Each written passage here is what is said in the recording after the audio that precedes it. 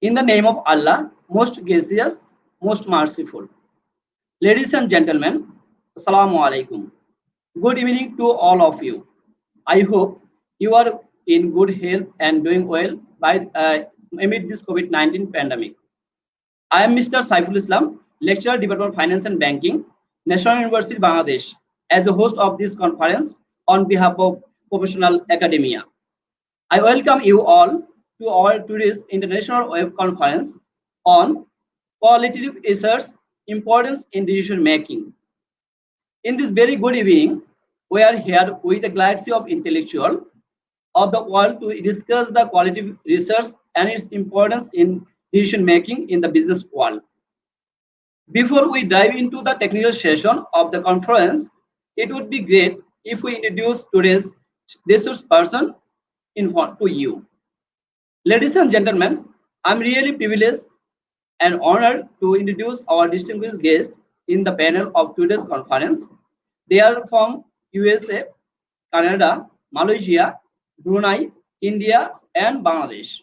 Now, it gives me immense pleasure to welcome our panelists who are joining in this international conference. Today, I would like to introduce one by one. Very beginning, I extend a warm welcome to today's session chair, Professor Dr. Nazrul Islam, Dean of School of Business and advisor to the Board of Trustees, Canada University of Bangladesh. Welcome, sir, to our international conference. Second, my heartiest welcome to our resource person, Professor Dr. Prafulla Chandra Sarkar, Honorable Vice Chancellor, Royal University of Dhaka, Bangladesh. Maybe sir not yet to join here because there's some technical problem. I hope sir will join very soon, inshallah. Sir, it will be my honor to introduce another resource person, Professor Dr. Basanta Kumar, Faculty of Business Administration, Utkal University, Bhubaneswar, India, and academic research and legal consultant. Welcome, sir, to our international conference. Thank you, sir. Now, it will be my honor to introduce another distinguished resource person, Professor Dr. Muhammad Aminul Islam, School of Business, Innovation and Technopreneurship, University, Malaysia, Paris, Malaysia. Welcome, sir, in our international conference.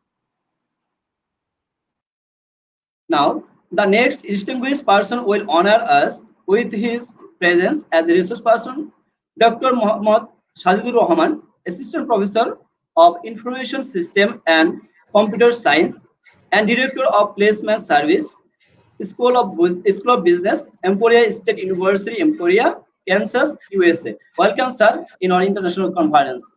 Thank you, sir. It will be privilege for me to introduce another resource person, Dr. A.K.M. Ahsanullah, Associate Professor, Department of Geography, Environment and Development, Faculty of Arts and Social Science, the University of Brunei, Darussalam, Brunei. Welcome, sir, to our. Maybe this is not me. Miss Sabir, you can just go for the Ahsanullah, sir. Ahsanullah, sir. Sabir. Yeah. Sorry, sir, for mistake because I have a technical person. He didn't identify at all. Thank you, sir. Welcome, sir, in our international conference, sir. Thank you, sir. Oh, sir, I again repeat this one. Sabir, I again repeat this one. Okay.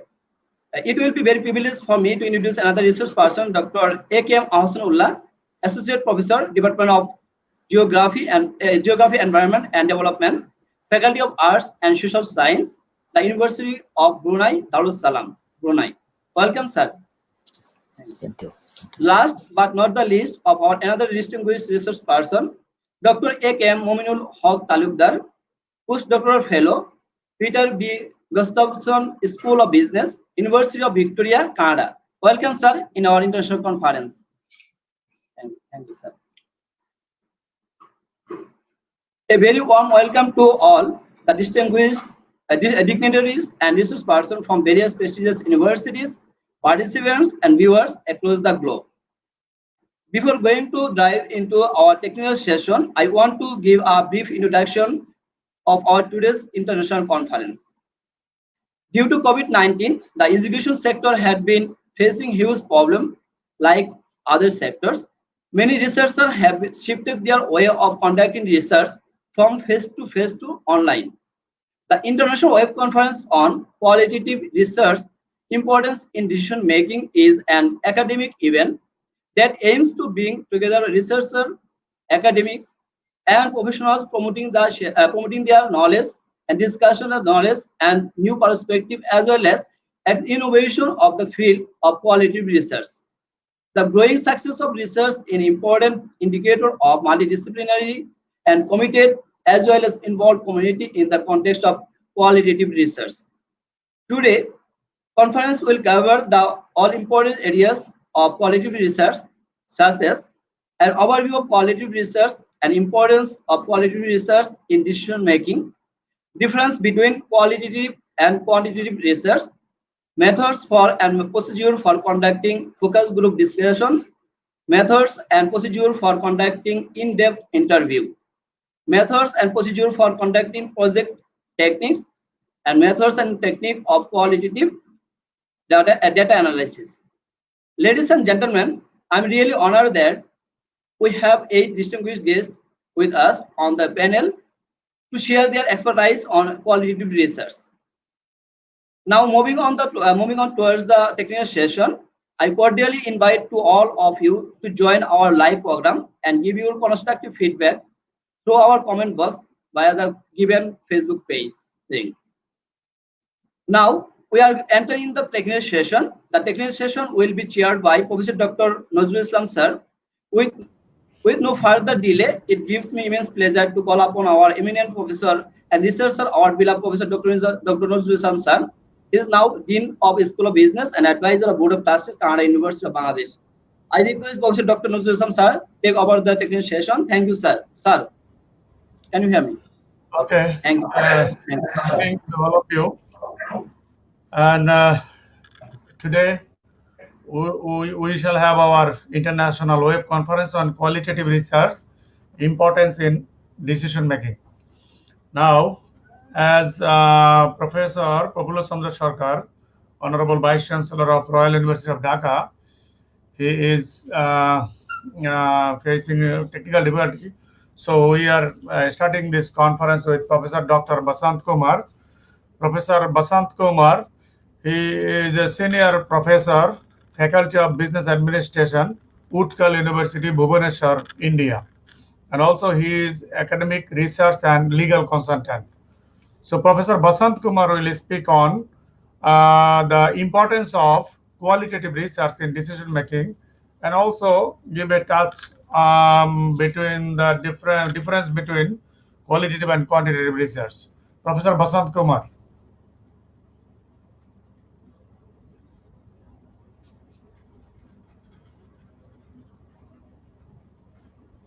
Sir, we cannot hear you. Sir, your mic is... Is it okay? Oh, yes, sir. Hello. Okay. Is it okay now?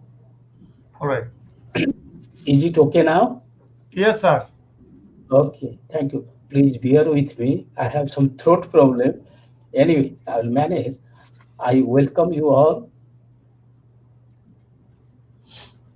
I thank the organizer for having this kind of web seminar at the crucial moment. So I want to concentrate on 2 things.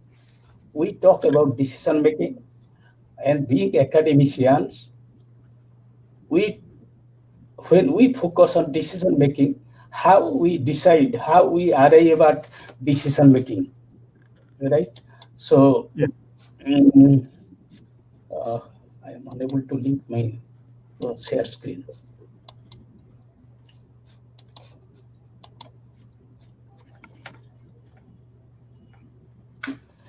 So decision making, it depends on 2 important things. Either you make quantitative analysis or qualitative analysis. So the question is,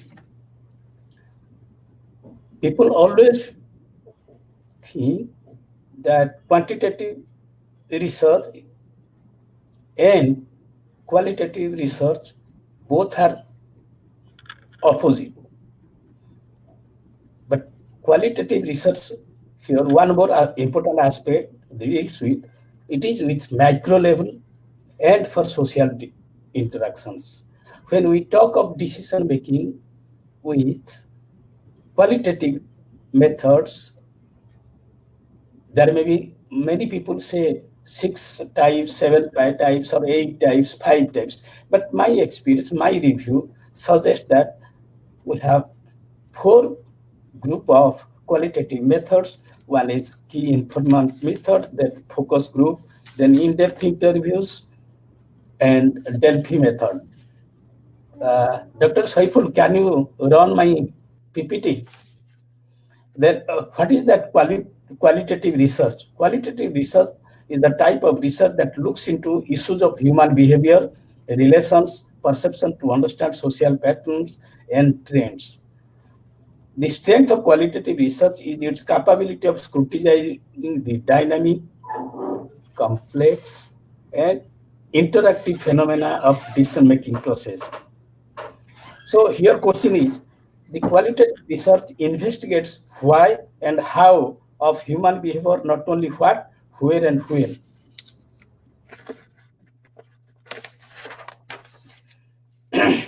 When quantitative research techniques talk about what, how much, or how often, the qualitative can tell you why or the how. There is an example for everything.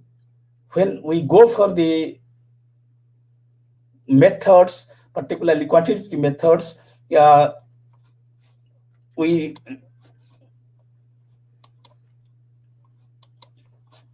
we talk about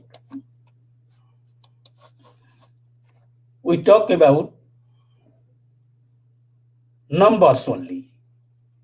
We ignore or we mix it with the facts and figures. Now,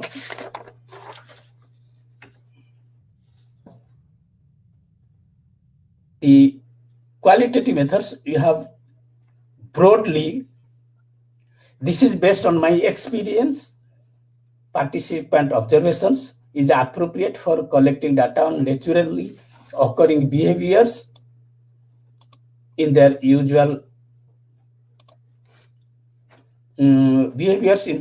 context.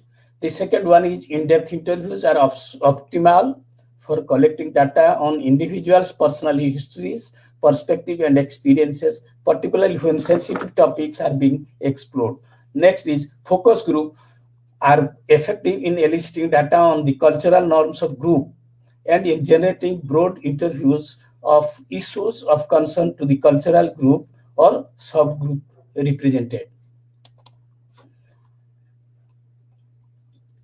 In fact, when we talk of qualitative research, its scope is fairly limited, so its findings are not always widely to be generalized. The second one is researchers also have to use caution with these methods to ensure that they do not influence the data in ways that significantly change it and that they do not bring undue personal bias to their interpretation of the findings. Third is, fortunately, qualitative researchers receive rigorous training designed to eliminate or reduce this type of bias. Among the negative side, the qualitative research is that its scope is fairly, I have already talked about it. A researcher also have to use caution these methods to ensure that they do not influence the data. I think this is a repetition, sorry. So question is, the few instances where qualitative research is applied or the researchers use, based on my experience, I bring two things. One is about the participatory rural appraisal, which I personally conducted in 2005. The second one is a review of an article from SAARC countries very recently. So the limitations are, it is very rigorous, but if you want to be superfluous, you can do that. I have told you about the limitations. The question is, once I encountered people challenged me about my findings in 2005 when I brought the result. This is in regard to microfinance self-help group. The authority, they were stunned. They appreciated my findings and they incorporated and supervised the kind of financing they were providing to the applicants.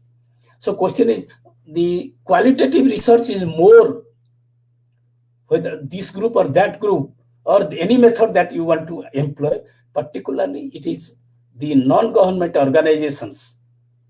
They practice, they do justice.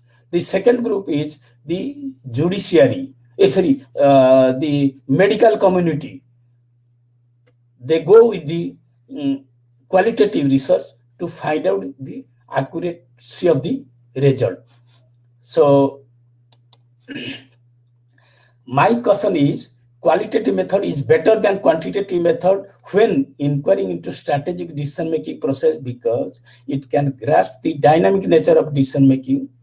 The second one is, qualitative data analysis is more flexible than quantitative data analysis because it can be done either before or after data collection. However, rigor in qualitative method is prone to be exposed to researchers' subjectivity. Hence, qualitative researcher must be honest and recognize their biases during doing a qualitative research. Here my submission is, the researcher, how he is fair about the qualitative research. This is based on my recent experience. When the result findings do not match with the recommendations,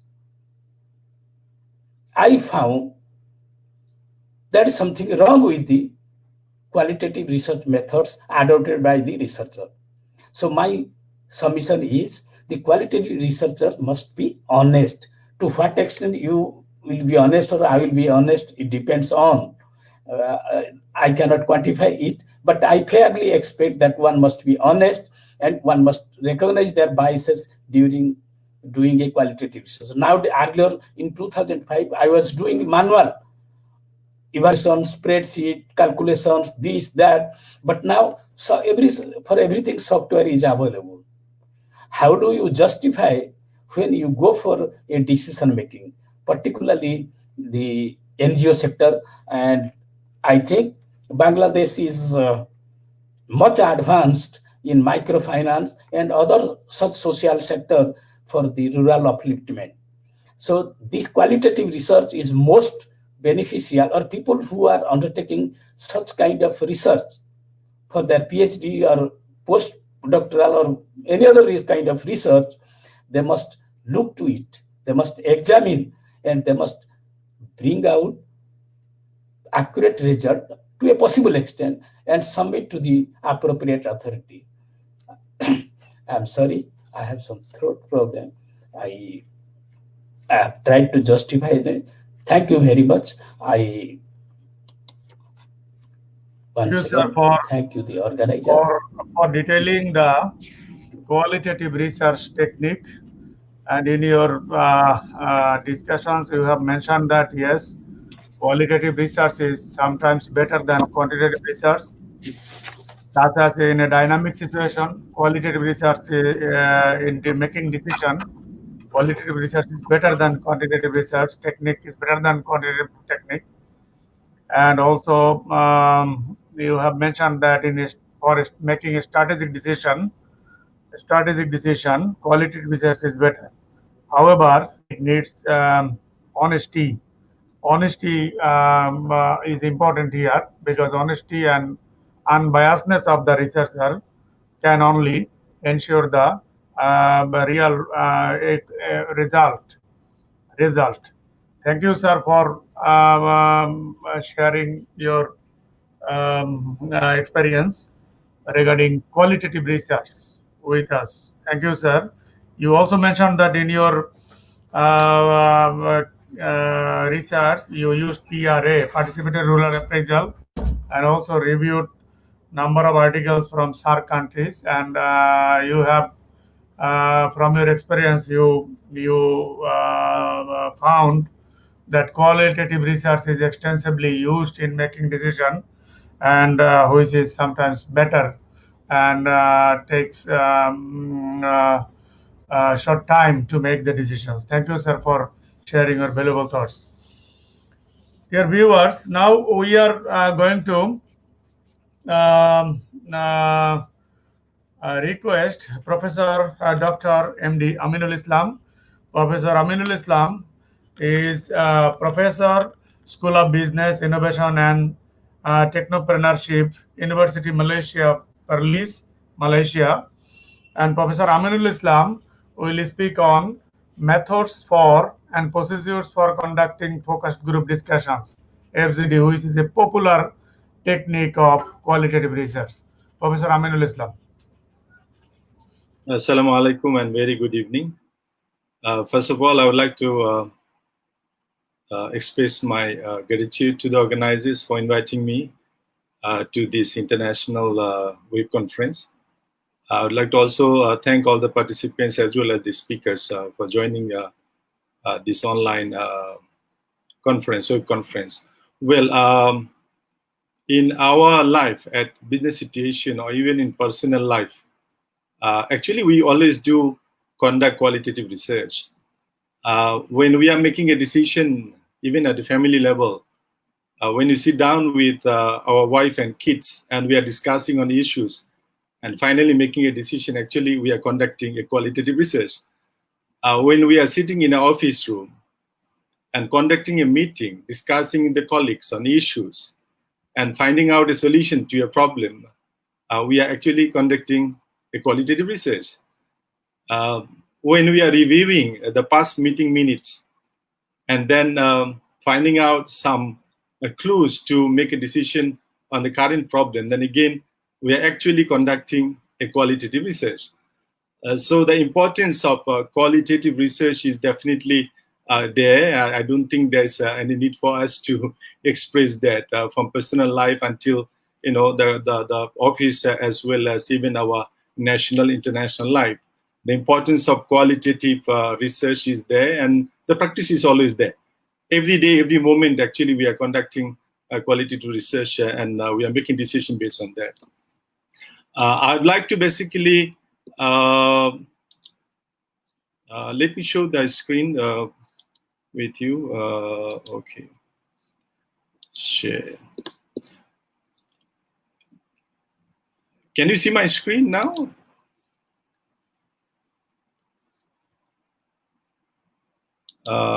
Okay. Prof, can my screen be shown? Can you see?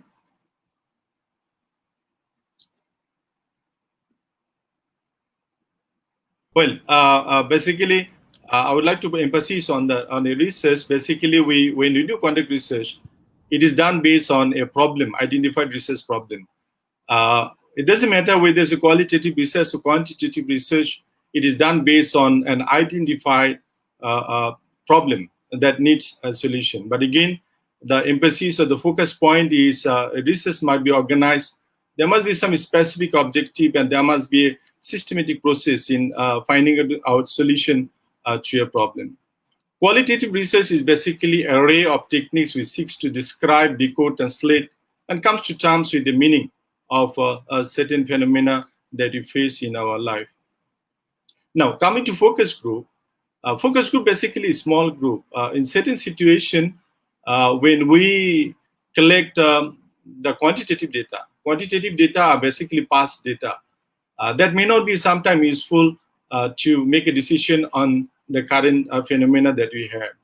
For example, at this moment now with the COVID situation, things have dramatically changed. And if you want to use past data to make a decision now, that may not be that appropriate at this moment. So in this kind of situation, It could be an in-depth interview or could be a focus group discussion. Would be most appropriate to make a decision now. Now, in certain cases whereby we can have in-depth interview, but that may not be, again, workable because some cases are very sensitive, and certain things that we need combined collective discussion to come out with a solution of a problem. So when we choose a small group of people and then we create synergies for people to talk, so there will be a moderator to guide the discussion. It's an open discussion, and we talk about new ideas and solutions arrived at the end of the discussions. It's typically usually 6 to 10 people, but again, it depends on the kind of problem that we have. I have done a research in Malaysia where we used the focus group discussion, whereby we took even 40 people in a group. So again, it depends on the complexity of the problem in hand. So in a focus group, in a simple term, we see it's a form of qualitative research consisting of interviews with a group of people. When we have certain difficult problem, especially which has not been seen before, or when we are thinking of coming out with a new product or new packaging or new advertising or thinking of a new concept, we need certain people to get together, we think about it, we brainstorm, and then we come out with something new. All right, so we have number of ideas we screen through, and finally we reach a consensus of a good decision. Now, these are the few steps that we need to follow for a successful focus group event. First of all, you need to have specific goals, as I have mentioned. Then, any specific in the research, there must be systematic and specific process involved, and with the objectivity must be there. So we need to write down the goals of that event. Then we have to determine our target audience. We have to select a suitable venue so that people feel congenial, people feel comfortable for discussion. And then we have to select recruit participants for the focus group. We have to design the questions. Usually we prefer to have semi-structured. So the moderator will start, and during the discussion, he will raise some more new questions. And it is always advisable that we share the questions with the participants before, so that they come with the preparation, and when the discussion takes place, they come out with the preparation, and again, when they brainstorm, some new ideas comes in, right? So the moderator will lead the discussion. At the end, the moderator has to analyze and write a report on it. Now, when we run the session, we'll start with the broad issue, and slowly we'll narrow down the specific topic that is of our interest. All right, so again, I have to remind viewers of this session that when you conduct a focus group, because the idea of getting people's belief, people's attitude on certain thing, and even some cases, very sensitive thing that people do not want to talk about, we'll have to listen those sort of things in a focus group discussion. So we start with the broad issue, and slowly we'll move into the specific issue in hand to solve the problem. Now, these are the few responsibilities of a moderator. I don't think I have more time, so I would like to skip this slide. The format of questions basically unstructured. It could be semi-structured, it could be structured. But it is advisable most of the time that we have semi-structured, meaning we have questions in hand, and then based on the flow of discussion, we may ask new questions to find solution of the problem that we have. How many participants should you have? It dependent on many things. Number one, it depends on the scope of the problem that we have. Depends on the distinct segments that is required. We have to remember that when you conduct a research, we have to generalize the findings. Okay, so if you have only 6 to 10 people or 20 people, but the theoretical population could be thousands. So only few people supposed to give us the full kind of information, that complete kind of information that we need. Then desired number of ideas, desired level of details, level of distinction, as well as the homogeneity among the participants. This will determine how many people will be suitable for a focus group discussion. Now, these are the few scenarios that I have listed down where ABD could be useful. When you want to get a general background of a specific topic, when you would like to generate research questions, then we'd like to interpret previously obtained qualitative, quantitative result. We'd like to stimulate new ideas for products or program. We'd like to highlight areas of opportunity for managers to pursue. when we would like to diagnose a problem that manager need to address, or even when we'd like to generate impressions and perceptions of brands and product idea. These are the few scenarios that I've listed down where FDG could be useful. Now, there are many different ways of conducting focus group. It depends on, right? We can have face-to-face. We may have even online, non-video as well as video conferencing. Non-video like social networking, there are many sort of platform available for us, as well as the video conferencing, which is getting very popular now and almost free. And softwares are getting more advanced and more friendly. And this is the last slide that I would like to show. Sometimes when we conduct qualitative research, may not be enough to conclude on the phenomena or the problem that we have. So we may need to combine qualitative and quantitative, and that is what we advise now, right? So we start with qualitative, then we verify with quantitative, then we followed on with qualitative. Or even we can start with quantitative, and then we verify with qualitative, and then we continue quantitative. There'll be a number of different approaches could be there, which we call triangulation, merge of qualitative, quantitative, which could be very useful. Since the time is limited and we have many resourceful speakers for this conference, I would like to end my discussion here, and I leave the session to the Honorable Chairman. Thank you very much. Thank you, Professor MD Aminul Islam. You are right that in our day-to-day decision, in our family decision, personal decision in office, we extensively use this qualitative research technique. And in your discussions, you have also mentioned that in COVID situation, better to go for FGD or in-depth interview, because research is a continuous process; it cannot be stopped.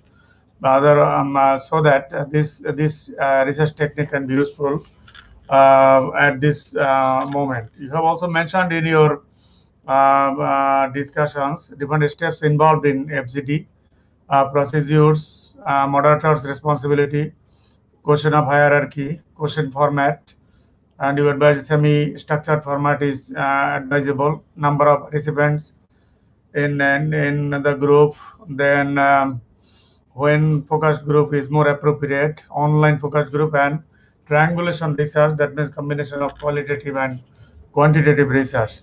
So thank you, Professor Aminul Islam, for discussing this very important and useful and also popular qualitative research method, that is focus group discussion. Thank you, Professor. Now, I am going to move to Dr. MD Shazidur Rahman.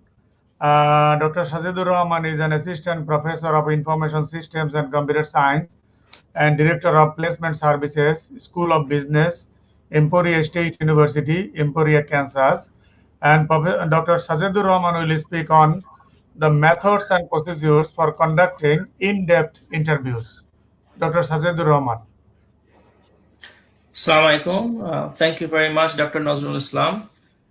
To all the listeners and viewers of this program, and to the host and participants, it is such a great pleasure to be able to share some valuable knowledge and to hear some of the great speakers during this difficult crisis that we all are going through. I would like to take this opportunity to express my gratitude to the organizers of this program, Dr. Nazrul Islam and Mr. Saiful Islam of Professionals Academia, for allowing this platform to discuss such an important topic. So in this section, I will talk about the methods and procedures for in-depth interview. But I must mention or inform the viewers that I am not at all a qualitative researcher. All my work has been in the area of quantitative, and thus I will try my best to share some valuable knowledge in this area, given my limited experience and knowledge with qualitative research. Now, let me share my screen. Hopefully you guys, everyone can see this.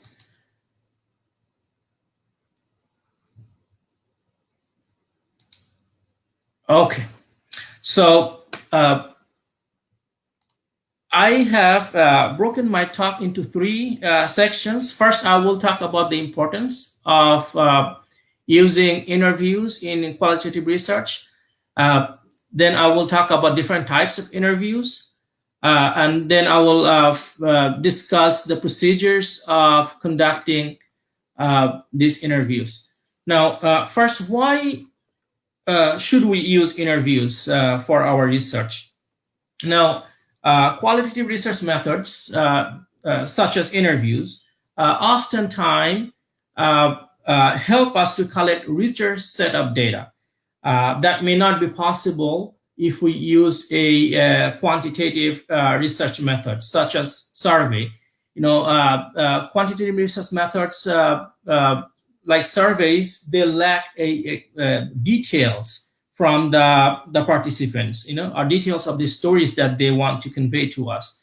So the qualitative research method like interviews allows us to better understand, explain, and explore research subjects' opinions, their behaviors, their experiences, and the phenomena that we're trying to research on.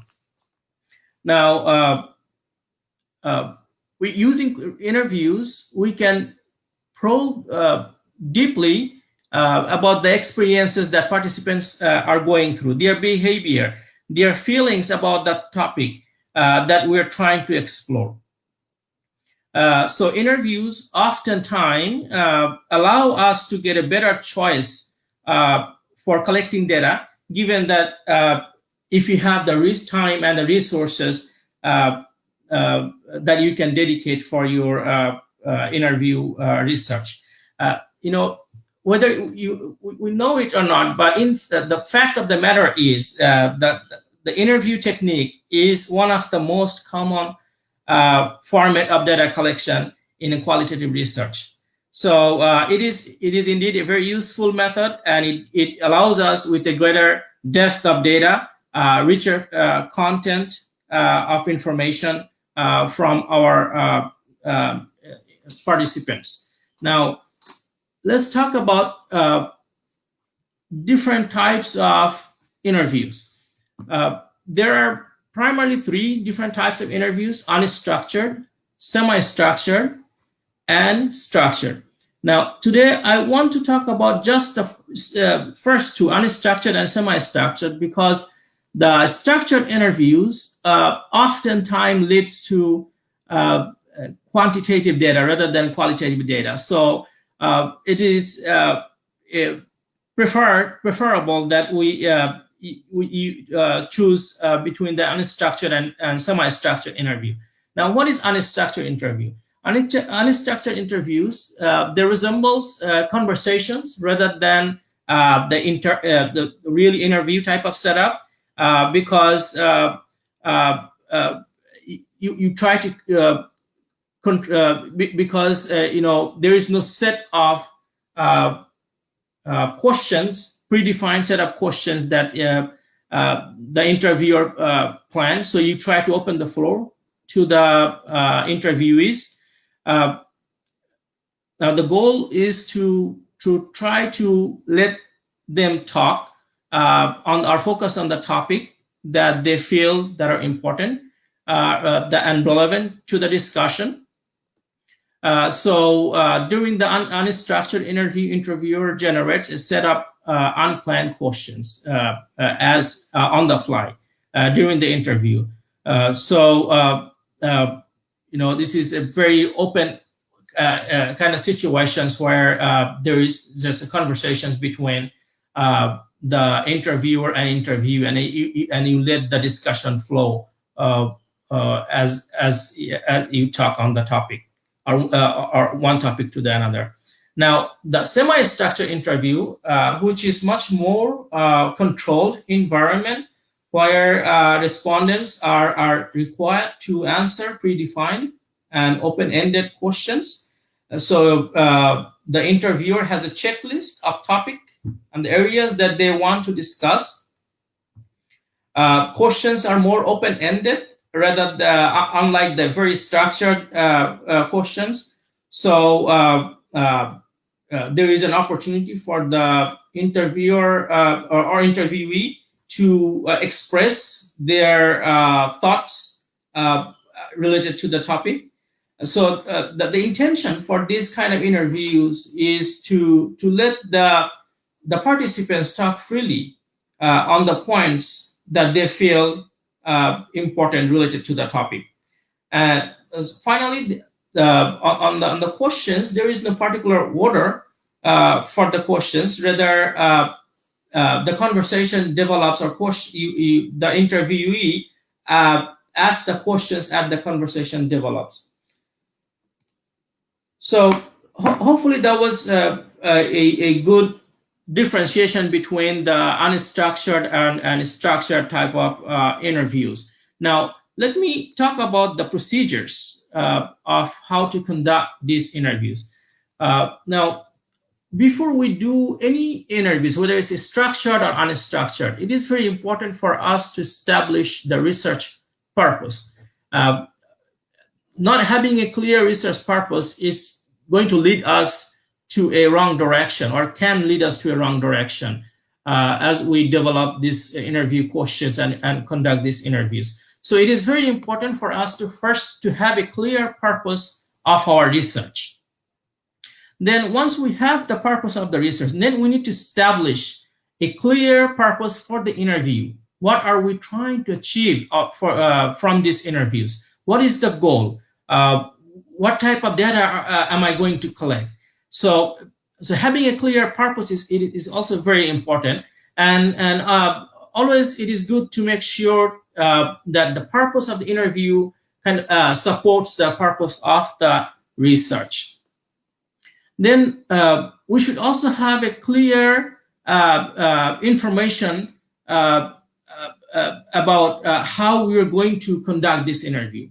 We need to lay it down very clearly what is the procedures and process, how we're going to do it. We also need to have a clear information about how the scripts are going to be used. Are we going to attribute this, to associate this to the individuals that we interview, or are they going to be reported anonymously? That is very important for us to establish before we conduct these interviews. Then we should also decide what type of interviews we're going to conduct, unstructured versus structured or semi-structured, right? Now, given the technology that are available in today's world, there are different ways we could conduct these interviews. It used to be just face-to-face 10, 15, 20 years ago, but now there are many choices that we have. We can conduct these interviews using phone, video conferences, emails. So we need to be very specific how we want to do this, so it is clear to the participants, and they can set their expectation accordingly. And finally, as part of the preparation, we should also decide how long that we are going to conduct these interviews for. Now, in the second stage in the process, once we decide on the purpose on the interviews, we need to design the questions. Now, in the process of designing the question, we need to think about who you want to interview, who will be your participants, right? And then based on that, what kind of information you want to obtain from those interviews. So think about why you want to pursue the in-depth information as you come up with this question. What is the purpose and what are you trying to achieve? Think about the relationship between the research questions and the interview questions. It is very important that all your interview questions support your research question. So as you come up with or prepare your research question, all these points needs to be really considered seriously. Now, number of tips for creating interview questions, and these are not all the tips. There are plenty of tips that you will be able to find online. Now, first, when you come up with your interview questions, avoid asking a closed question that has a yes or no answer. Then if you have a yes or no answer question, you might as well conduct surveys method or use survey method, not the interviews, right? So all your questions should be open-ended, that has a broader or participants have a chance to answer them in a broader way. Now, consider open-ended questions that are focused enough. Now, you do not want to be too open-ended, that then the participants will get confused about what you're trying to get out of the question. What is your expectation as far as on the topic that you are trying to make them to answer. So you want to frame your question such that it is open-ended, but it is not too broad. It is somewhat specific to the topic. So the participants know what you are trying to get out of the discussion. Now, frame the question such that the participants can tell their story. For example, tell me about the situation, or tell me about your experience using this technology. That will trigger conversation. That will not lead to yes or no answer, but rather the participants will be able to tell their side of the story, their experience, their attitude toward the technology, toward the incidents, or toward the event, or try to frame it such that it is the participants feel comfortable in telling their part of the story. Finally, the question should be framed such that you avoid any biasness. We do not want to include our predetermined thoughts into the questions. So the participants feel that we're looking one side of the story, or we're looking for the certain type of answers. So we should be very careful when we're crafting these interview questions, how we word these, what information is included in the questions, so the participants are not biased toward our perspective. Now, the next step in conducting these interviews is recruit the participants. So in that process, first you need to determine what type of participants you want based on what you're trying to learn. So you need to find out who would be the best population for your participants that will serve your need, that will provide you the richest set of data that you're looking for. You need to determine how many people you want to interview. Once you decide the number of people and your population, you need to think about if your questions are sensitive in nature. If so, you need to make aware of your participants so they are more informed and they are prepared for those kind of questions. You need to clearly communicate to your participants about the duration of the interview and how you want to conduct your interview. Now, preparation for interviews. In this step, you want to decide on some of the very important areas or topics. For example, do you want a second interviewer with you? Or do you want to just conduct the interview by yourself? Oftentimes having a second person really helps in noting down or jogging down some of the details that participants mentioned during the interviews. Do you want a note taker? Oftentimes having a note taker, just like a second interviewer, helps. You can also, some people also use the recording. If you take a recorder, that is also helpful for the researchers to later hear back the recording and transcribe those recordings. You also need to decide what type of settings that you want in your interview. Is it a open space or a closed room, one-to-one versus you want to interview 2-3 people at the same time? How long each of this interview that you want to set it up for. Typically interviews can last from 30 to 60 minutes. You do not want too long interviews. 2 hours, 3 hours interviews can be difficult for the participants, and the researchers also will have difficult time finding or recruiting participants. Finally, you want to make sure you address the terms of confidentiality, or you want to decide how you want to address those confidentiality terms to the participants.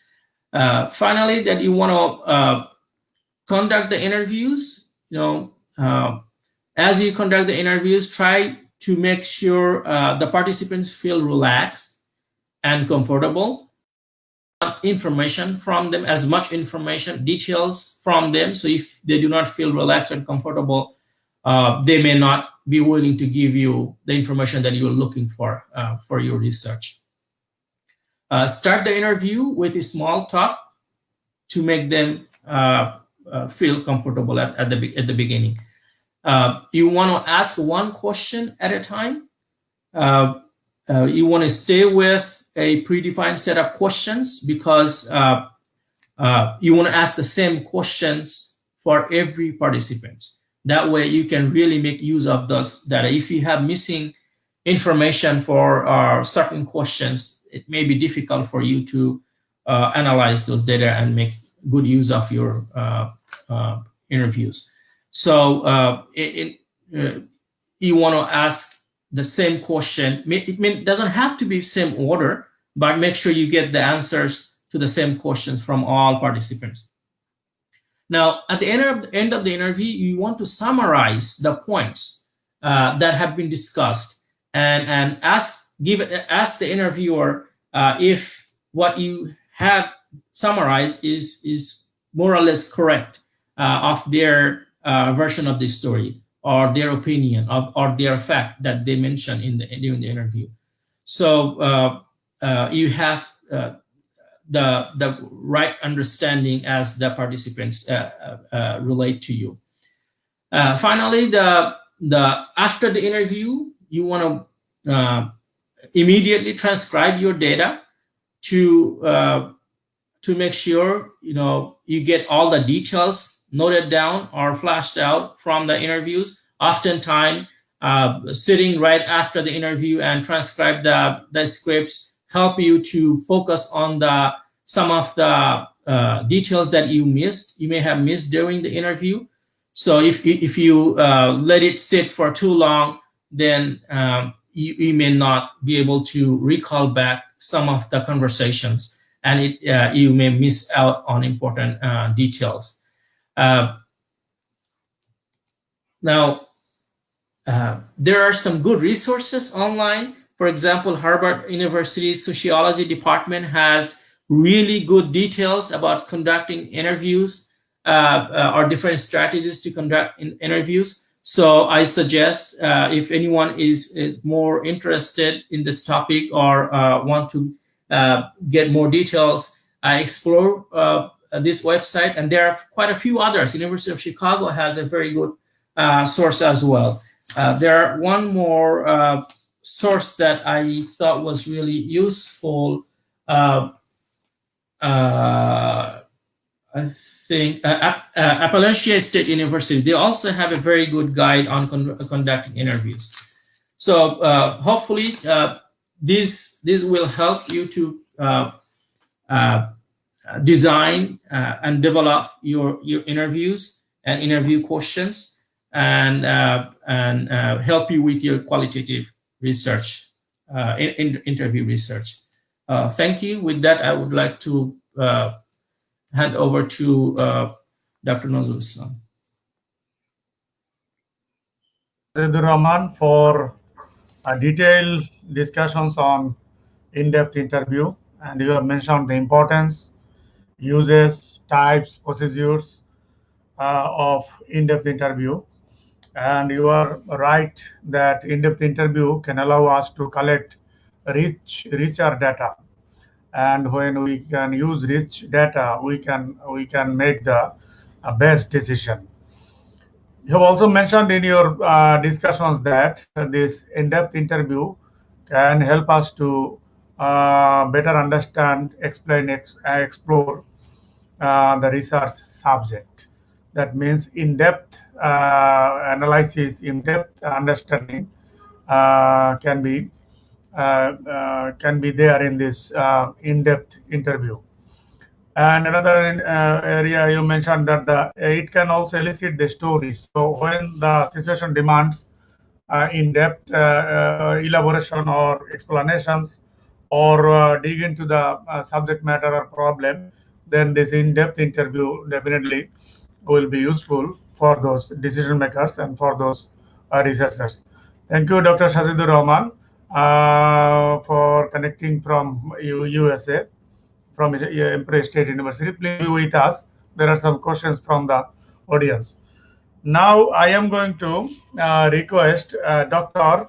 A.K.M. Hasanullah, Associate Professor, Department of Geography, Environment and Development, Faculty of Arts and Social Sciences, the University of Brunei Darussalam, Brunei. Dr. Ullah will discuss the methods and procedures for conducting projective techniques, which is also a very important technique of qualitative research. Dr. Hasanullah.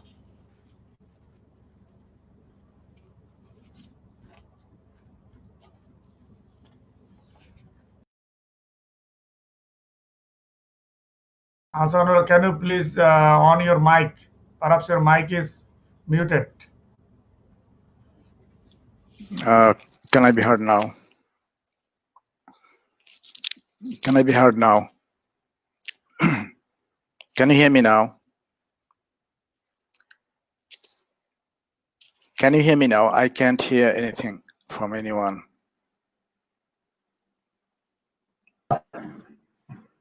Yes, sir. We can hear. Okay, thank you. Thank you, Professor Nazrul Islam and Mr. Saiful Islam, to Islam, and for organizing this and for inviting me. And the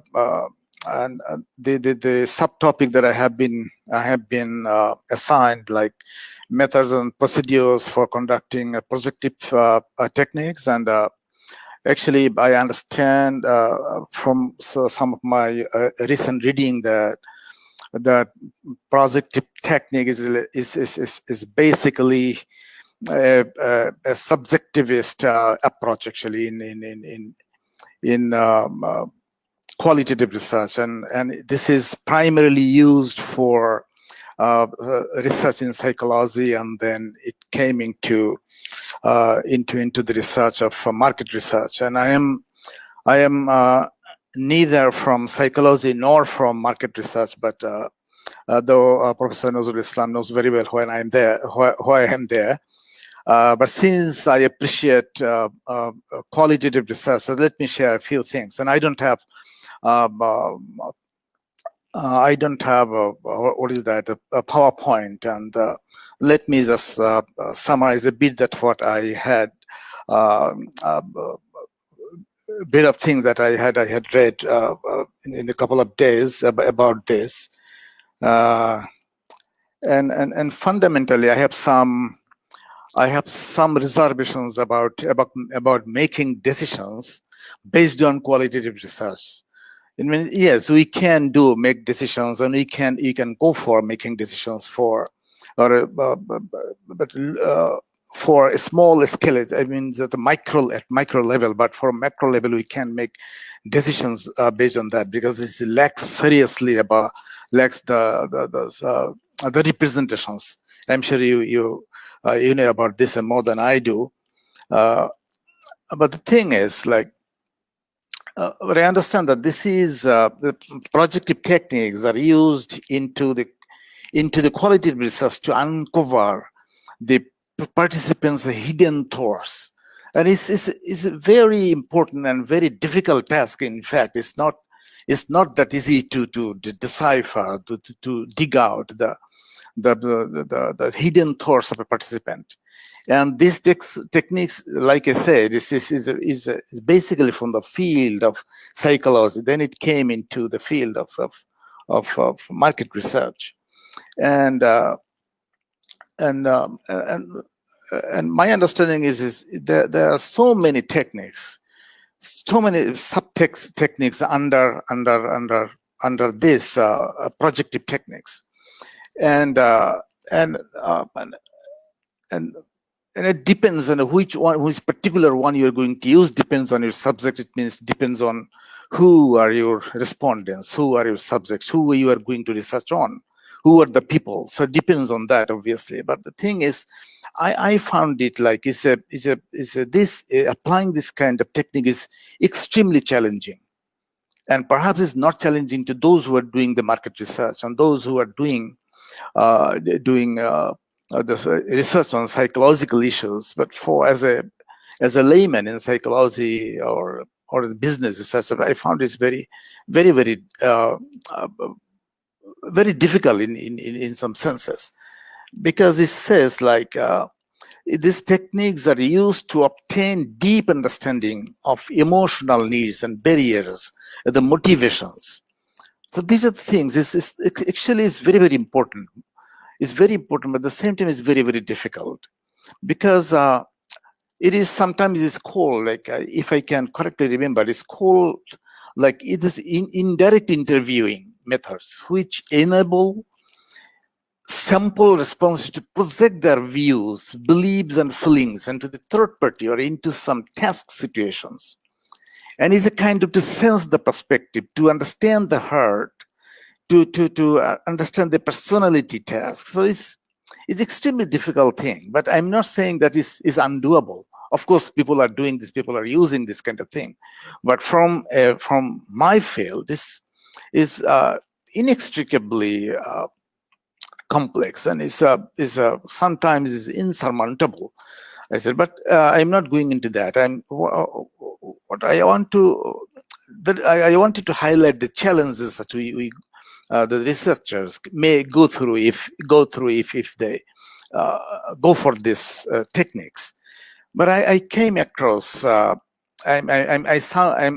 sounding like I'm a layman. In fact, I am. And because I saw some techniques like association techniques, for example, completion technique, construction technique, impressive technique, the word association, there are so many things.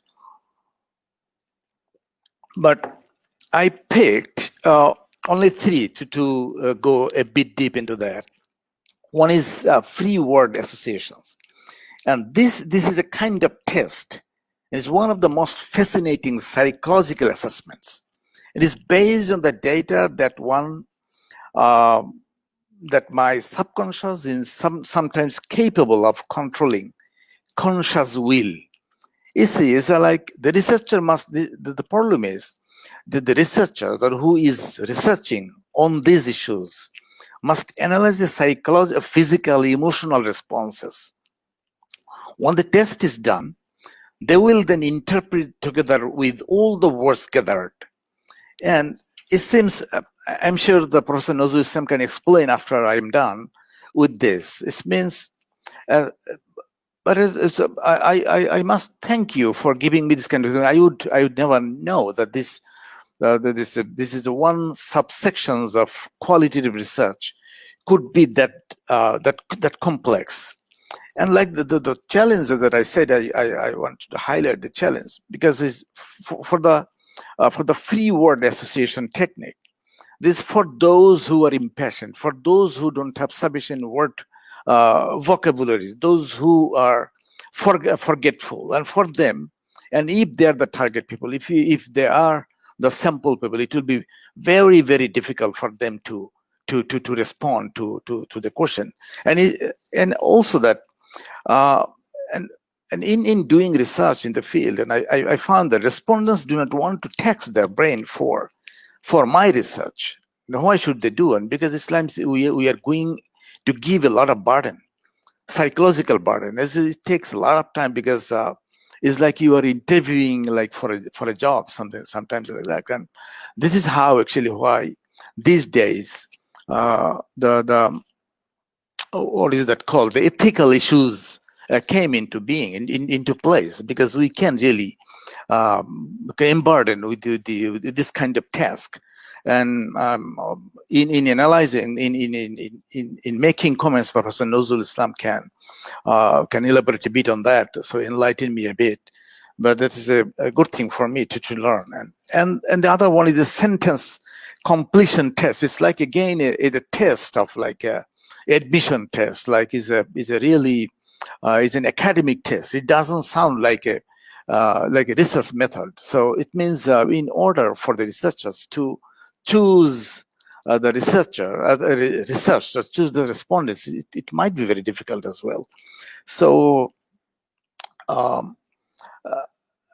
because one thing that I have noticed, that I have noted it down here, sentence completion methods are presentations at the beginning of sentences which then request that the subjects complete the sentence in a way they would like. And the method is based on the idea that it will reveal more about thoughts, fantasies, emotional conflicts than testing with direct questions. Though it is said the fundamental tenet of this method is that it's the indirect way of questioning. Actually, it's not. It's not the indirect way of questioning. It's very, very direct and very, very pervasive. Another subtopic, category is story completions.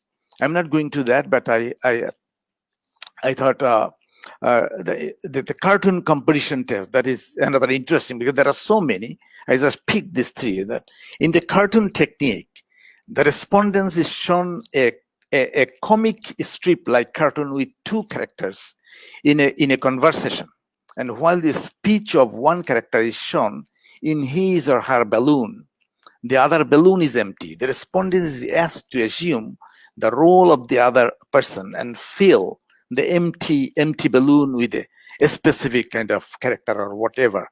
So these are the things that I found, like it might be, if I am to do, or I am asked to do a kind of research that involves this kind of techniques in order for me to go into the market research or the research in psychology, because I didn't have any experience doing so. Maybe Professor Nazrul Islam, who can enlighten a bit, and I guess I stop here. Thank you very much.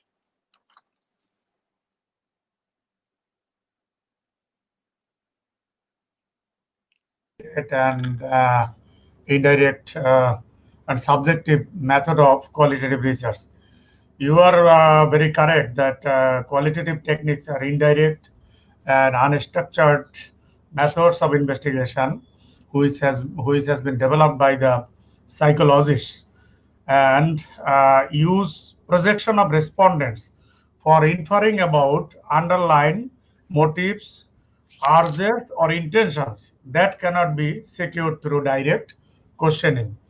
Yeah, and also you have mentioned that this is used in attitude survey or emotional needs and motivation survey, and in business, this projective techniques and market research, this technique is nowadays heavily used in market research. For example, in attitude survey, and you know that attitude is nothing but the evaluation of an individual regarding people, object, and event. And the components of attitudes are the thinking, feeling, and doing. That means cognitive part, affective part, emotion segment, and also psychomotor part. That means the doing segment, thinking, feeling, and doing. Thinking, knowledge segment, feeling, emotion segment, and doing segment. So these three constitute the evaluation of an individual. So it is very difficult to uncover an individual's evaluation regarding people, object, and event. So that is why this indirect method is used to understand, to uncover the intentions, to uncover the motivations, to uncover the urges or the needs from the respondents. That is why this technique, projective technique, is very important, and it is used in marketing research nowadays. Thank you, Dr. A.K. Mahasanullah, for discussing and bringing all the types of these projective techniques, and also the methods, and also the important the examples given where these projective techniques are used in research and also business and social research area. Thank you, Dr. Ullah. Now I am moving to our last speaker, Dr. A.K.M. Mominul Haq Talukdar. Mominul Haq Talukdar was a full-time faculty member of North-South University, Bangladesh. Now he is a postdoctoral fellow, ETRB, Gatapsan School of Business, University of Victoria, Canada. And Dr. Talukdar will discuss the methods and techniques of qualitative data analysis. Dr. Talukdar. I do welcome everyone. If I can recollect properly, when COVID-19 started off late February, and soon after in March, it spread across different places in the world. And that gave us some sort of window to get in touch with everyone virtually. And I give special thanks to the organizer, Professor Dr. Nazrul Islam, to whom I know over the last 1.5 decades, unless I'm wrong. And the thanks goes to Mr. Saiful Islam, and both of you have made it possible for all of us and to come into this stage today. I'm just wondering, to double check, can you see my slides? Not yet. I think something happening.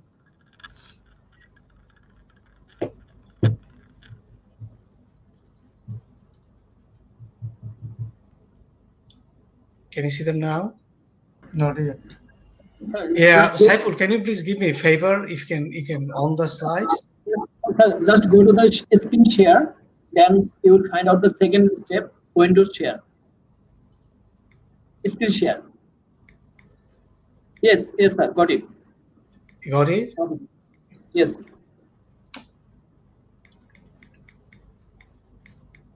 So I'm just wondering how to keep on next slide or something like that. How to press on next slide.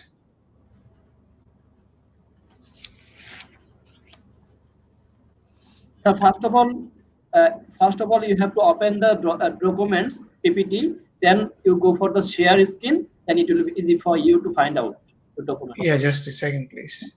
Yeah.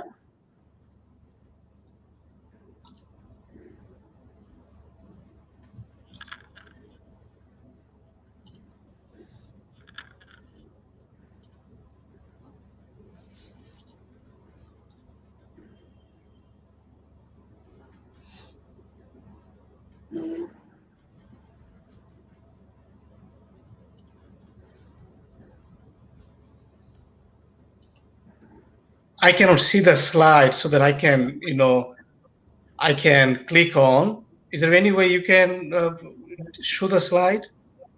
The one I gave you before? Mr. Saiful? Just a minute. I just read this one. Yeah, please. I'm sorry about that. Okay, sir. Just a minute.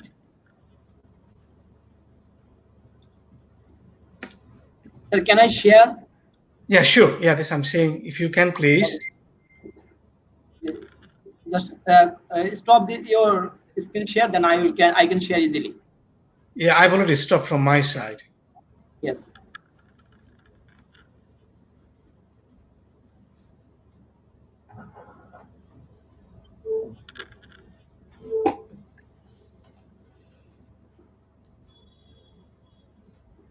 So if I can straight in quickly, what I'm going to discuss, the subtopics I got, tools and techniques of qual research, and no, not yet.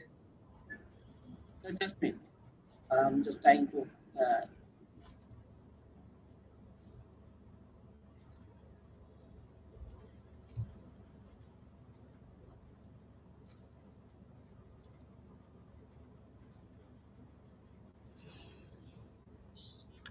Which one? Maybe. Yeah, can you please make it a bit full page, bigger? Yes, sir. Is it okay? Sir, is it okay now? No, I cannot see the slides. Oh.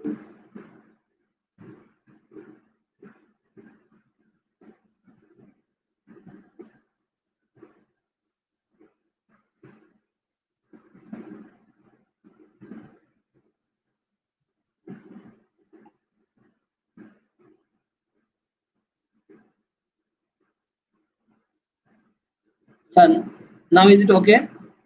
Yeah, that's fine. Yeah, can you move on to first slide? Yeah, that's fine. So you need to help me out, please.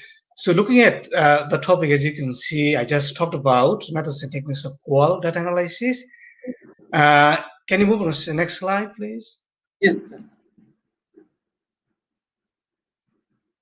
Well, some of the agenda I'm going to cover up, first of all, the rationale, and then tools and techniques of analyzing qual data, then some of the criteria for appraising qual data quality, then conclusions, last of all Q&A. I'll be happy to answer any kind of questions you may have. Yes, next please. Yeah, next slide. Yeah, I think Professor Rahman, Professor Islam, Professor Ullah, and Professor Kumar rightly covered up. No, previous slide, please. Previous slide. So all the distinguished scholars already covered up and exactly mentioned the right point. And whether to choose qual or quant, it depends on, to me, in the first place, research questions someone wants to dig in.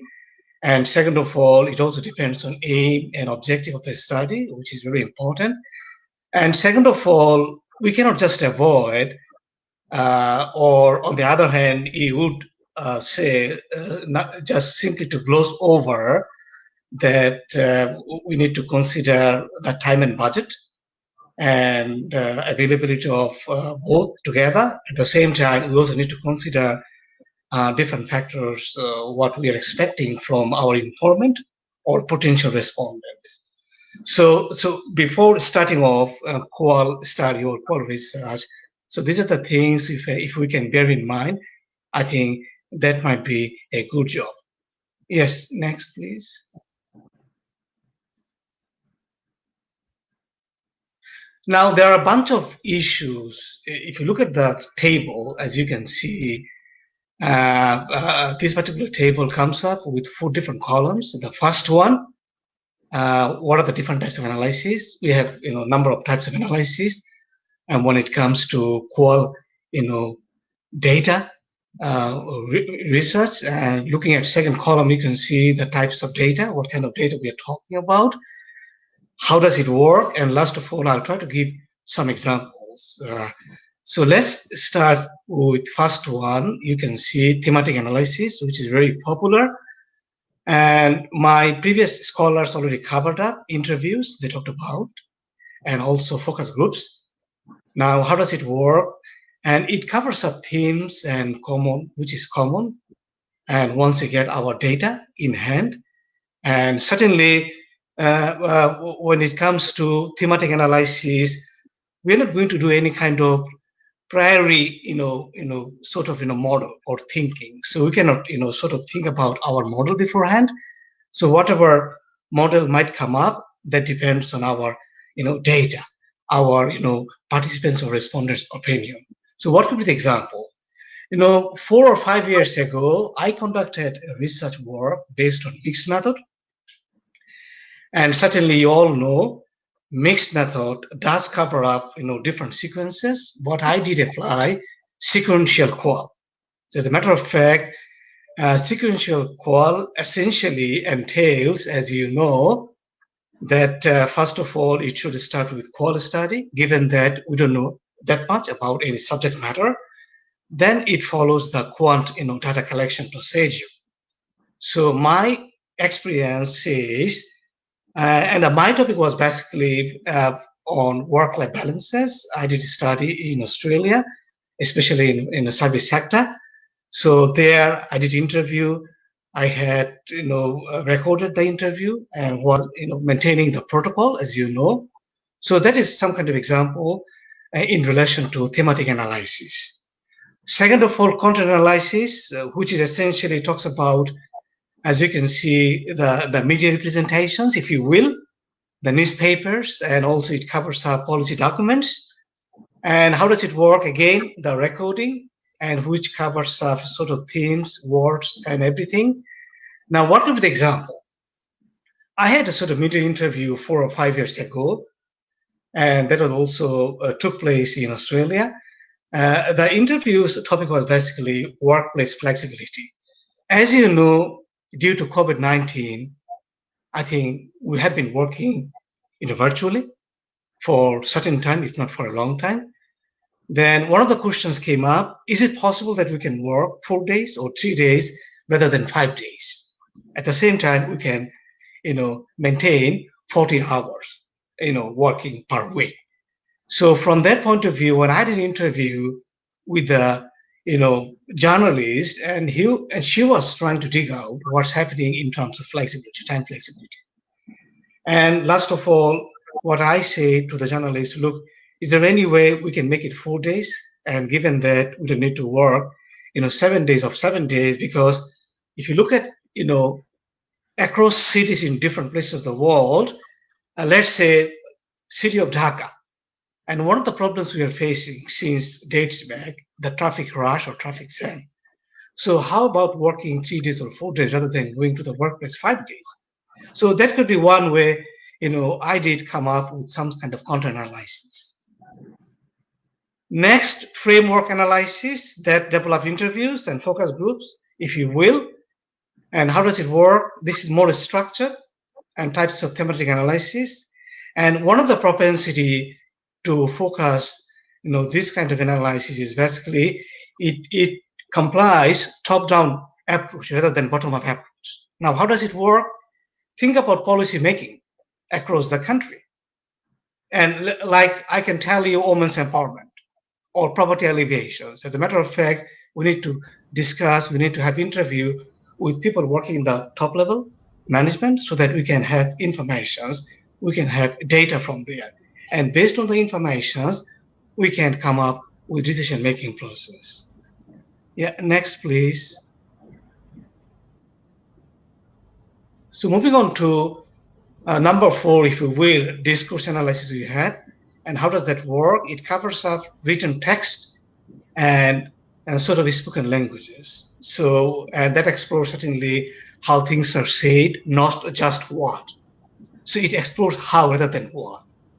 And not only that one, but also when and in what way words are used for what purposes. And what would be the example? Think about social context, including books, newspapers, and periodicals and marketing materials such as brochure and advertisement.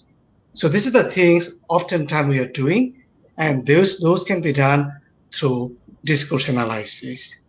A second last, narrative analysis. Narrative analysis entails storytelling. And we have a number of examples when it comes to autobiography, if you will. So that covers up some kind of narrative analysis or any subjective matters that could, sort of dig in or dig out autobiography, and that can be done by, narrative analysis. Last of all, Conversation analysis, we have this more or less every day happening. That could be some kind of at a micro level, if you will. And examples, it covers details interactions, is very structured form. I think one of the scholars already covered in the structure, especially if I can remember, Mr. Rahman talked about details about a structured format. And what are some of the examples? That could be mass media, court cases, if you will, and doctor's office as well. Yeah, next one, please. One of the related terms, what came to my mind, which is really important, that we are getting too much busy about data collection process in terms of qualitative in this case. Now, did we think about that how we can maintain consistency or quality of our data? When we think about that area, so some of the criterion, I should say, we can consider at the same time or before starting our data collection process. First of all, if you look at here, we are talking about credibility. So what I'm talking about credibility, and you can also compare credibility in terms of quant data. Now, oftentimes what we do when it comes to quantitative data, we try to come up with some kind of Cronbach alpha, if you certainly can remember. So that gives us some sort of snapshot, and looking at coefficient value, if it comes to 0.7 plus, we always say that is more reliable, more consistent. So now when it comes to qualitative data, it's very difficult to figure it out. So from that point of view, we need to think about credibility. Now, what are the key features? Look, I'm not going to dig it out. Probably we're running a bit late, but even though we have the information out there, so that should be answered, and that could tell us the original questions with enough data and to substantiate our findings and conclusions. Second of all, quickly, transferability, again, from external validity point of view, so that utilize richness of our data produced, and so that others can evaluate its potential for applications of the findings. And third of all, dependability, it comes to reliability as well, which provides records of features of research processes. So that also important for us, one of the criterion, and when it comes to the questions of quality of our qualitative research. Next, please. We also got important points. Respondent validations is very important. Look, once we finish our data, we want to communicate our findings to the respondent, and which is quite common. So as a matter of fact, so whatever we collected beforehand, if that doesn't reflect the opinion or feelings and emotions of our respondent, that might make sometimes less sense. As a matter of fact, we need to double check the validity of our respondents' information. Originality is also very important, and then that offers new ways of looking at, is there any new findings we got out of our study? So that reflects some sort of originality of our data or of our method. Resonance, also very important. We try to dig out some theories, and last of all, usefulness. So that essentially entails the findings, our data collection process or our approach should offer something of practical use to the society, to the people, or to the respondent by and large. Yes, next, please. So what is the conclusions out of toolset techniques being applied in qualitative data analysis or process? So certainly we understand clearly, and we try to tease out informations from the respondent or from the participants. And why it is so? Because we want to have information. And why do we need information? Because we need information to make decisions. And our decision-making process has to be solid, has to be objective. Now, qual research, by and large, deserves to be rich in the research family. Now, challenges qual research. I'm not talking qual research is going to fade. There is no way. Now, what it challenges complexities, I think already covered up by the scholars.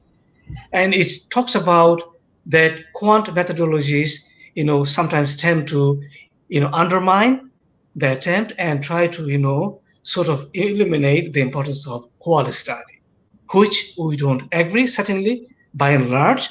Then qual methods are integral, which try to dig in and what's happening from implementation point of view. And we need that one. Why? Is because to make decision. And one of the scholars said, I quote, for implementation to be successful, there needs to be clear understanding of the nature of evidence we are talking about being utilized and the quality of context in terms of its ability to get along with changes and the type of facilitations required to make sure that a successful change processes.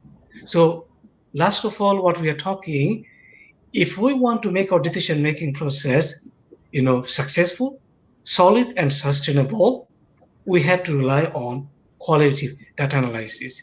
So having said that, I'm sorry for technical difficulties we have had short time ago, and I thanks again everyone, my viewers, and I wish everyone a safe and healthy life in coming days. Thanks so much for watching. Thank you, Dr. A.K.M. Mominullah Talabdar, for clearly discussing different aspects of qualitative research like thematic analysis, content analysis, framework analysis, discourse analysis, narrative analysis, and conversation analysis. And yes, you are right that if in this qualitative research we are able to ensure the internal validity of the data, external validity, reliability, respondent validation, and originality and resonance, then definitely qualitative research will help us to come up with the reality and we will be able to identify the real problem and we will be able to uncover the reality. Thank you, Dr. A.K. Mominullah Talukdar, for discussing these aspects of qualitative research. Dear viewers and colleagues, now we shall see some questions which are asked by different viewers. And first of all, Morshidul Alam Saurabh, Mr. Saurabh asked questions to Dr. A.K. Mominullah Talukdar, and he said that he has been planning to extract data from social sites. Can he recommend any software or programming language that imports Twitter's tweets, Facebook posts, and comments and analyzes them for qualitative research? Dr. Talukdar. Mr. Shuruk, thanks for your question. There are a bunch of software out, based on that, you can transcribe your data. However, so far I'm aware of NVivo, which essentially depends on sort of recorded data, and once you have the verbatim, and you can have the analysis. So since we are heavily dependent on social network nowadays, like you just said, Twitter, and even other social platform. Yes, you can do those and using NVivo, if you will. And there is another software I'm aware of, Leximancer, if you will. You can use that one too. And based on this software, you can do further analysis and you can do certainly considering your data and informations, you can do all kind of analysis. So one of the things, if I can remind you, I think that might be a good job, like other scholars already said today. And before starting off your analysis, let's say you got all your data while using social media, and you need to decide your research questions, which is very important. And second of all, you need to decide your aims and objectives of your study. And if you can align all these things together, I think that might be a very good job. Thanks. Thank you. Another viewer asked question. Mr. Muhammad Aftabuddin Bhuya asked question to Dr. A.K.M. Asanullah. As a novice researcher, I want to know, can we do qualitative research without asking demographic information of respondents, please? Thank you. It's a good question. But depends on the objectives. What kind of objectives do you have if you have set out in your research? And if you don't need, why did you ask? If you need, you have to ask. It depends totally on you, depends totally on the objective you have set out in your research. I hope that answers.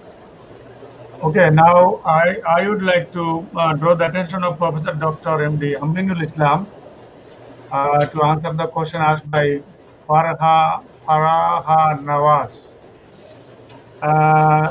She asked, why do social science researchers mostly adopt qualitative research approach? Why not quantitative or mixed methods? Professor Int'l Islam. Maybe a network problem. That's why now he is not connected with us. I hope you can go moving forward to another. Okay, can I request Professor Basant Kumar to answer this question? Why do social science researchers mostly adopt qualitative research approach? Why not quantitative or mixed methods? Professor Basant Kumar. Again, please. It is asked here that why do social science researchers mostly adopt qualitative research? Why not quantitative research?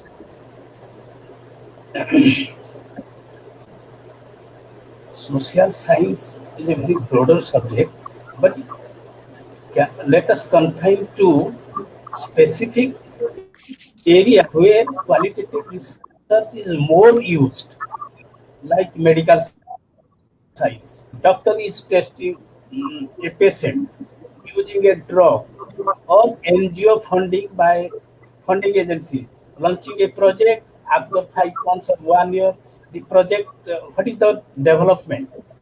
So these are the specific issues where you can use. In social science in general, I don't agree. Okay. Okay, sir. I have written, because my voice have a problem. I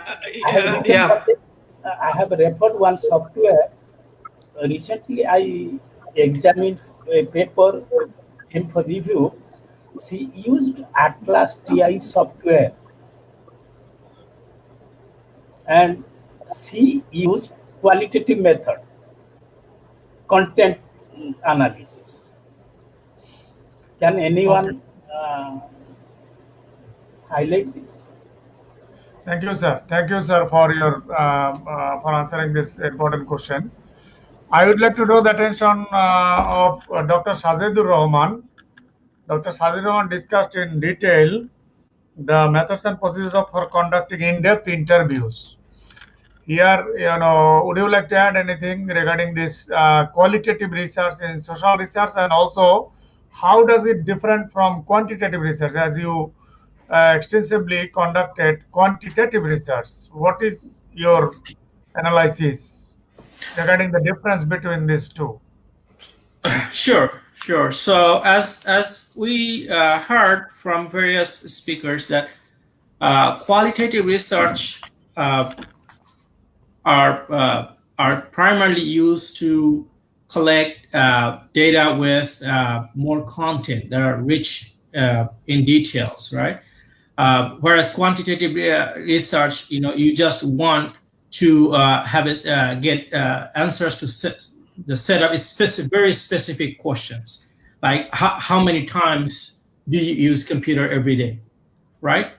So that will give you a number that you can play with, or that you can analyze for your responses. Whereas qualitative research, you want to not only know the number of times someone use or people use PC in their daily life, but rather how they want to use it, how they use it in daily life. Some of the details behind their usage. That's where the qualitative research really become useful to understand the behavior or attitude of your participants. Now, one thing that I want to add, the very first question that was asked about data analysis or content analysis of qualitative research, there is a fairly new tool called Tableau that is very powerful, and Tableau does really good job on content analysis for qualitative data. So yeah, the person who asked the question might want to explore this software called Tableau, Tableau, Tableau. Thank you. Thank you, Dr. Shazidur Rahman. And I think we have arrived at the last stages of our today's conference. Today, in fact, our distinguished speakers covered in their discussions the overall overview of qualitative research and also importance of qualitative research in decision making.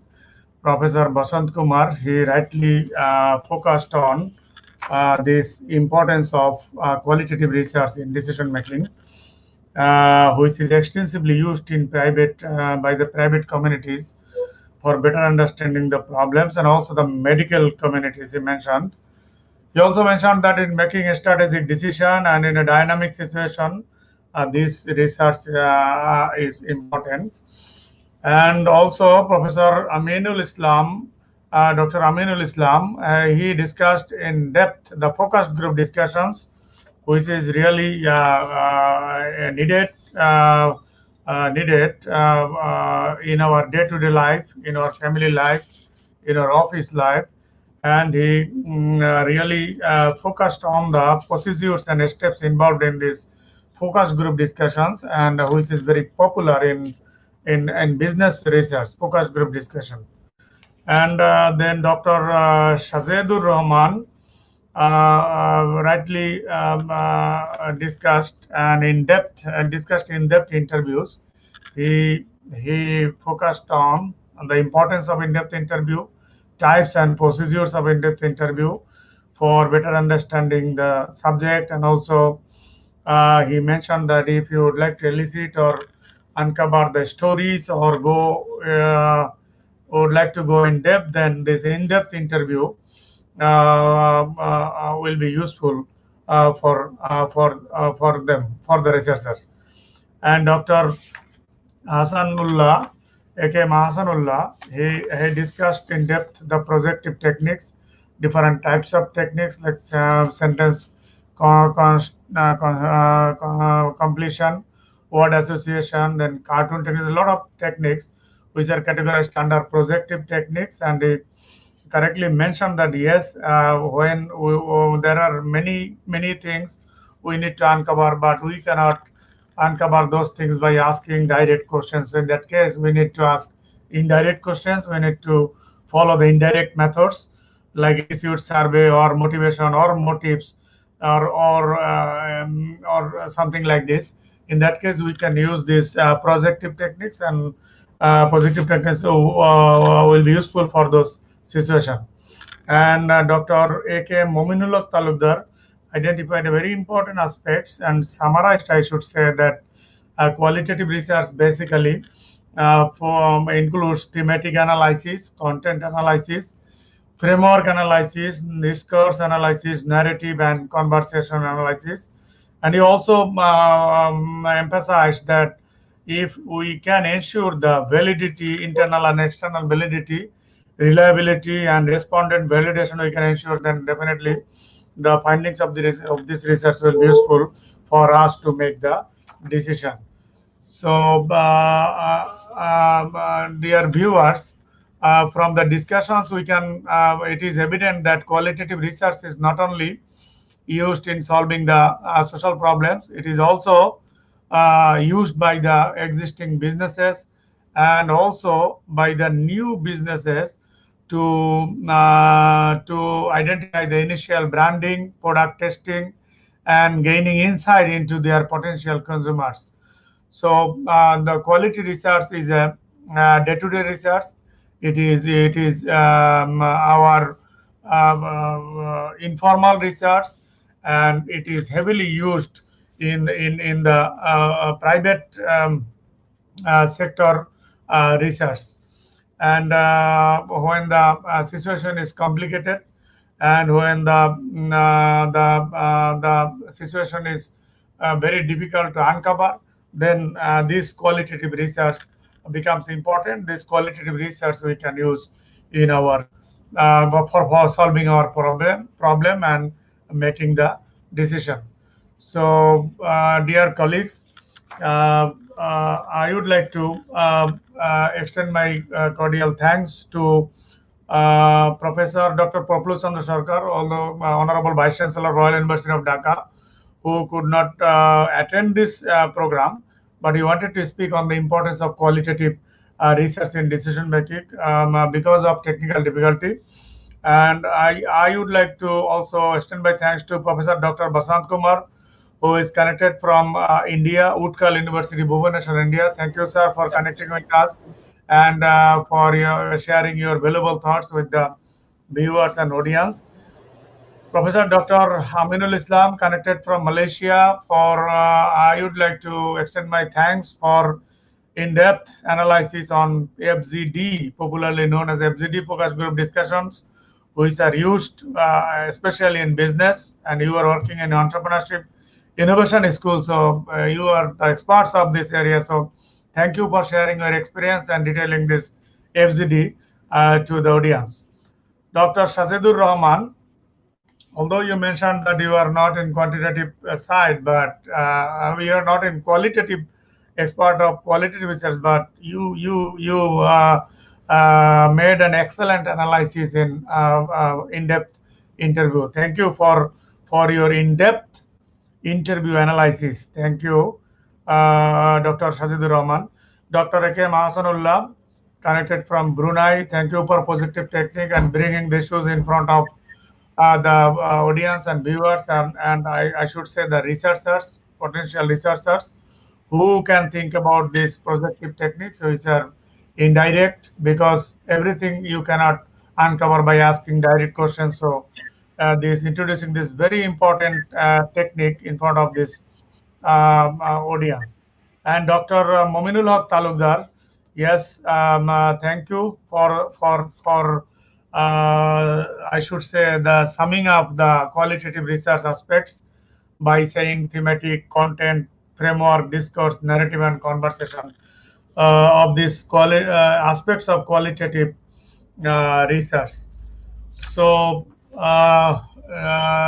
dear colleagues, thank you very much for attending this very important conference on qualitative research in decision making. We will not be able to avoid this qualitative. We shall have to decide at all stages of our life, not only in our formal work, but also in our informal life, informal work. We need to decide. We need to make series of decisions, and in making this series of decisions in our life, this qualitative research, I'm sure, will be useful. Is useful for all of us, and that is why I would like to thank to these experts who connected from Canada, USA, Brunei, Malaysia, India, and of course Bangladesh, for sharing your valuable thoughts and your expertise with the viewers and the potential researchers and the decision makers who are continuously making decisions by using this qualitative research. Thank you, sir, for attending this valuable, very important conference and sharing your valuable thoughts with us. Thank you, sir. Mr. Saiful Islam, Thank you. please give the vote of thanks. Thank you. Saiful Islam, vote of thanks.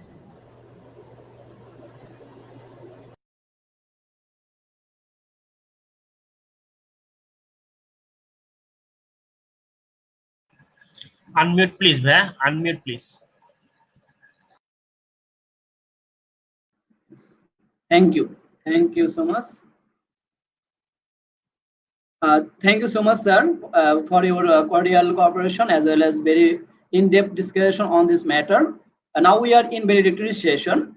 Very beginning, I would like to extend my cordial thanks and acknowledgement to the all world-renowned professor for their unconditional cooperation and patience and valuable contribution in this international conference on the virtual platform. Thank you so much for for your gracious presence in our international web conference. Thank you so much. And now I want to say a few words to our session chair as well as convener of our international web conference, Professor Dr. Nazrul sir. Not a single event can be performed without a leader. It was a great opportunity for us to work under the guidance of Professor Dr. Nazrul sir. His persistent efforts were marvelous and embarked a new dimension in the field of higher education of the world. Thanks a lot again, sir, for your cordial cooperation and give me opportunity to work with you. Now, I want to express a few words to thanks to the patron organization, which one is Professional Academia. Now, I would like to express my gratitude to the patron organization, Professional Academia. We all are thankful to a great educational platform, Professional Academia, for their continuous support to make this event unforgettable and for adding glory in the history of Bangladesh to add one more feather in the field of education sector in the global issues. Now, again, I want to thanks to our studio room, Mr. Sabbir Ahmed. He is our honorable moderator of our Professional Academia. He helps a lot to carry on this today's program. Thank you so much, Mr. Sabbir, for your cooperation. Thank you. And now I am in the closing of our session. Dear audience, with this, we conclude here with remarkable and memorable International Web Conference 2020. We promise you all that in the next web conference, we will enter in the field with some contemporary issues to nourish your mind, inshallah. On behalf of Professional Academia, I promise you that this may be the end of today's session, but undoubtedly this is the new beginning. Thank you. Thank you so much for your enthusiastic presence in the international conference. Thank you. Thank you so much.